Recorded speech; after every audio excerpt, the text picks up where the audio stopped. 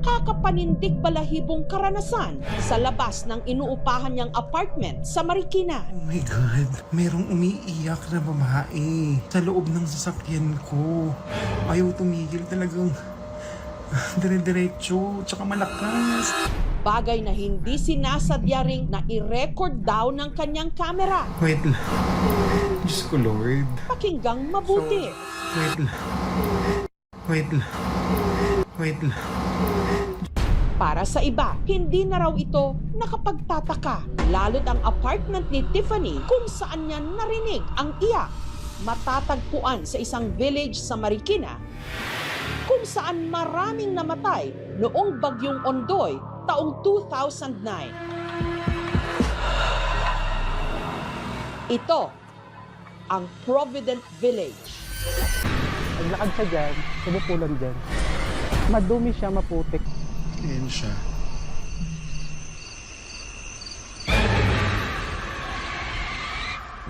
Ang Provident Village, gated residential subdivision na sakop ng Barangay Tanyong at De La Peña sa siyudad ng Marikina.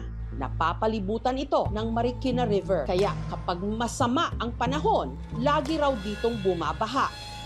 Pero hindi raw napaghandaan ng mga residente noon ang pag-apaw ng ilog noong bagyong Ondoy na nagpalubog sa subdivision. Mahigit kumulang siguro mga 100, no? Lumulutang na galing sa loob. Ang Homeowners Association ng Provident Village, matapos ang ilang pakikipag-ugnayan, pinahintulutan kaming ikwento ang sitwasyon ngayon sa kanilang komunidad. Sa paglilipot ng aming team, bagamat marami pa ring mga bahay ang tinitirhan, kapansin-pansing marami sa mga bahay ibinibenta na. At ang ilan parang abandonado na. At dahil din daw sa napakasaklap nitong nakalipas, nababalot ang lugar ng mga kwento ng kababalaghan. Feel po namin, meron po kaming kasamang dumaan. Hindi ko po sila nakikita pagka dumadaan po. Nagmamadali na lang pong maglakad. Si Tiffany, dahil malapit sa Provident Village ang pinapasukan niyang BPO o call center company, dito siya nangupahan. Tahimik daw ang buhay rito. Yun nga lang, tila hindi raw siya pinatatahimik ng mga kakatwan niyang karanasan. Katulog ako sa kwarto ng housemates ko and then may humaplos sa mukha ko. Super lamig nung kamay.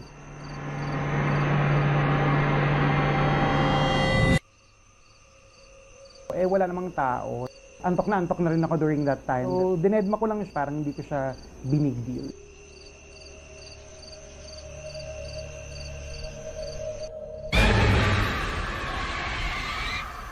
Hanggang ang di umano, nagpaparamdam kay Tiffany na kisakay pa raw sa kanyang kotse. Nag-park ako around 3 a.m. sa harap ng apartment namin. And then pag-park ko, may babaeng umiiyak.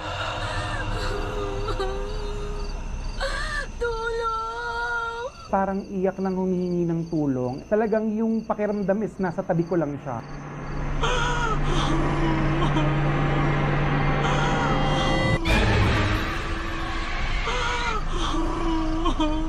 That's the reason why nagmamadali akong bumaba. Oh my God, sobrang nakakatakot. Sobrang hinikilabutan ako. Yung mismong followers ko ang